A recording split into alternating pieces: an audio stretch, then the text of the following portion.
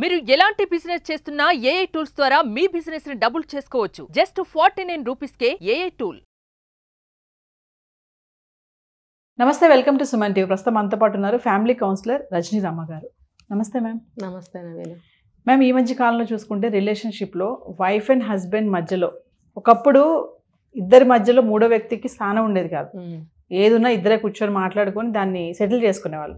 కానీ ఈ మధ్య చూసుకుంటే రిలేటివ్స్ కూడా వచ్చి జోక్యం చేసుకోవడం, వీళ్ళు బాగా వచ్చేసి మధ్యలో దూరడం వల్ల సమస్య తగ్గడం ఏమో కానీ ఎక్కువ పెరిగి అది ఇంకెక్కడికో వెళ్తుంది. అసలు రిలేషన్లో బంధువుల యొక్క జోక్యం ఎంతవరకు కరెక్ట్ అంటారు? అసలు ఈ రిలేషన్ అనేవాళ్ళు అసలు పాతకాలంలోనే ఎక్కువ ఉండేవారు. ఏ చిన్నది జరిగినా బంధువులకు తెలియకుండా ఉండేది కాదు. వీళ్ళు చెప్పేసేవారు, ఇలా జరిగింది ఇలా జరిగింది అని. అంటే ఫ్రీక్వెంట్గా వస్తూ పోతూ కలుస్తూ ఉండేవారు కదా. ఏదైనా కొంచెంసేపు ఖాళీ ఉంటే, ఇరుగు పొరుగు వాళ్ళైనా సరే కొంచెంసేపు ఖాళీ ఉంటే పక్కింటి పక్క సందులో ఉన్న మా పిన్ని గారిని కలిసి వస్తాను, మా అక్కయ్య గారు అమ్మాయిని కలిసి వస్తాను అని చెప్పి అరగంట గంట సేపు వచ్చి కూర్చోవడం, వెళ్ళడం పక్క వీధుల్లో ఒకే ఊళ్ళో. పాతకాలంలో అంతా దగ్గర ఉండేవారు కదా. అలా ఎక్కువగా రాకపోకలు ఉంటూ ఉండేవి ఇరుగు పొరుగు వాళ్ళైనా. అప్పుడు వీళ్ళేంటి, ప్రతి ఒక్కటి చెప్పుకునే అలవాటు ఉండేది. సో వీళ్ళు భయపడుతూ ఉండేవారు, అమ్మో వాళ్ళకి చెప్తారేమో అని జాగ్రత్తగా ఉండేవారు. ఏ కొంచెం తేడా జరిగినా వాళ్ళు వాళ్ళకి చెప్పేసి ఎండబెట్టేసేవారు. అప్పుడు ఆ వచ్చిన వాళ్ళు కొంచెం బుద్ధి చెప్పి, ఇలా చేస్తావా తప్పు కదా, అది వాళ్ళు కూడా అధికారంగా ఇలా చేస్తే అసలు నువ్వు ఇక్కడ ఉండకూడదు, అసలు వెళ్ళిపో మీ పుట్టింటికి, వాళ్ళే అనేవారు బాగా పాతకాలంలో. అంటే అంత హక్కుగా ఉండేవారు బంధువులు అనేవాళ్ళు. వాటికి భయపడి వీళ్ళు కూడా తప్పులు చేయకుండా వాళ్ళ ప్రవర్తన కానీ జాగ్రత్తగా ఉండేవారు. ఇప్పుడు ఏమైందంటే న్యూక్లియర్ ఫ్యామిలీస్ అయిపోయినాయి కదా. నన్ను అంటుకోకు ఒంటికాయ సొమ్ము ఏదో అంటారు, ఆ సామెత కూడా నాకు సరిగ్గా తెలియదు. ఒంటి కొమ్ము ఏదో అంటారు. అలాగా ఒంటరిగా ఉండటానికి అలవాటు పడి, ఒంటరిగా అంటే మా ఫ్యామిలీ వరకు మేము వరకే ఉండటానికి అలవాటు పడి ఎవరన్నా ఏమన్నా జోక్యం కలిగించుకుంటే సహించలేని స్థితిలో ఉన్నారు. అయితే పాతకాలం పెద్దవాళ్ళు ఇంకా చాలా కుటుంబాల్లో ఉన్నారు. వాళ్ళకి అలవాటు కాబట్టి ఇప్పుడు కూడా కల్పించుకోవడానికి ప్రయత్నిస్తారు. ఎందుకంటే తెలిసి తెలియక వాళ్ళు ఏదో మాట్లాడేసుకుంటున్నారు, అల్లరిపడిపోతున్నారు, కొట్టేసుకుంటున్నారు. అరే మనం పెద్దవాళ్ళు ఉన్నాము, ఎవరైనా కూడా ఏమంటారు, మీరు పెద్దవాళ్ళు చూస్తూ ఊరుకున్నారా, మాత్రం చెప్పలేరా అని మళ్ళీ వాళ్ళని కూడా అడుగుతాం, మనం కూడా అడుగుతాం. అలాంటివి రాకూడదని చెప్పి పాపం కల్పించుకోవాలని చూస్తారు. ఇంకొక రకం ఇప్పుడేంటంటే అవసరం ఉన్నా లేకపోయినా కొంచెం ఆయిల్ వేయడానికి వస్తారు కొంతమంది. అవును, ఉన్నారు. వీళ్ళు అప్పుడు ఉన్నారు, ఇప్పుడు ఉన్నారు. మంచి వాళ్ళు ఎప్పుడు ఉన్నారు, చెడ్డవాళ్ళు ఎప్పుడు ఉన్నారు. ఆ రోజుల్లోనే మంచి వాళ్ళు ఉన్నారు, ఈ రోజుల్లోనే చెడ్డవాళ్ళు ఉన్నారు అనేది ఎక్కడా లేదు. అన్ని కాలాల్లోనూ నడుస్తున్నాయి. అయితే ఆలోచనలు మారాయి అంతవరకే.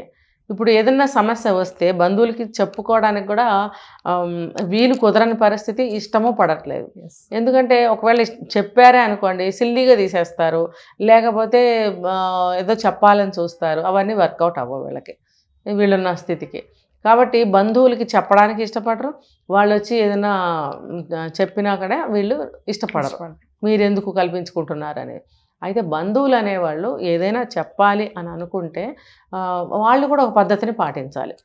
అమ్మ ఇప్పుడు ఎంతో జీవితాన్ని చూసాము మేము కూడా, కాబట్టి మీరు గొడవ పడకండి అమ్మ, ఏదన్నా ఉంటే పోనీ మాకు కాకపోతే మీకు ఇష్టమైన పెద్దలు ఎవరైనా ఉంటే వాళ్ళకి చెప్పండి.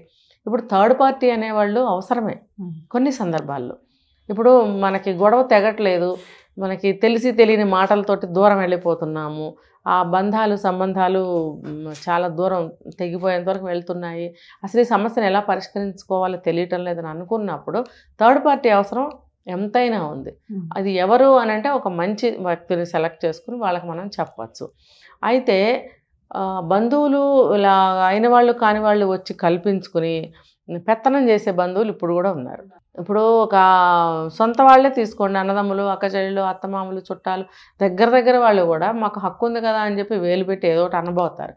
కానీ సందర్భంగా ఒక మాట అన్నప్పుడు వీళ్ళు కూడా యాక్సెప్ట్ చేయగలగాలి. ఇంకొకటి ఏంటంటే వీళ్ళకి నిజంగా వీళ్ళు మా సమస్యను మేము పరిష్కరించుకోగలము అని అనుకున్నప్పుడు, వాళ్ళు ఇన్వాల్వ్ అవటం వీళ్ళకి ఇష్టం లేను అన్నప్పుడు కొంచెం సున్నితంగా చెప్పాలి. పర్వాలేదులేండి, మీరు టెన్షన్ పడకండి, మేము సాల్వ్ చేసేసుకుంటాము అని చెప్పటం అనేది ఒక పద్ధతి. అప్పుడు వాళ్ళు కూడా కొంచెం ఆలోచిస్తారనమాట, ఓహో వీళ్ళు సాల్వ్ చేసుకుంటామంటున్నారులే, మనకి ఇంపార్టెన్స్ ఇవ్వట్లేదు అనేది వాళ్ళకి అర్థమవుతుంది. ఇంకొకటి ఏంటంటే టాపిక్ని డైవర్ట్ చేయొచ్చు. వాళ్ళు ఎత్తిన ప్రతిసారి వీళ్ళు అలాగే ప్రతిసారి డైవర్ట్ చేయటం, అప్పుడు కూడా మన ఇష్టత అనేది వాళ్ళకి తెలుస్తూ ఉంటుంది. ఇంకొకటి బంధువులు కూడా ప్రతిదానికి కల్పించుకోకూడదు అనేది వాళ్ళకు కూడా తెలియాలి. అసలు ఈ రోజుల్లో బంధువులు రావటమే తక్కువైపోయింది. ఒకవేళ ఊళ్ళల్లో ఎక్కడన్నా దగ్గరగా చుట్టూతో బంధువులు ఉండే ఫ్యామిలీస్ ఉన్నాయి ఇప్పటికి కూడా. దాదాపు సిటీస్ వైపు మాట్లాడుకోవాలంటే చాలా వరకు లేవు.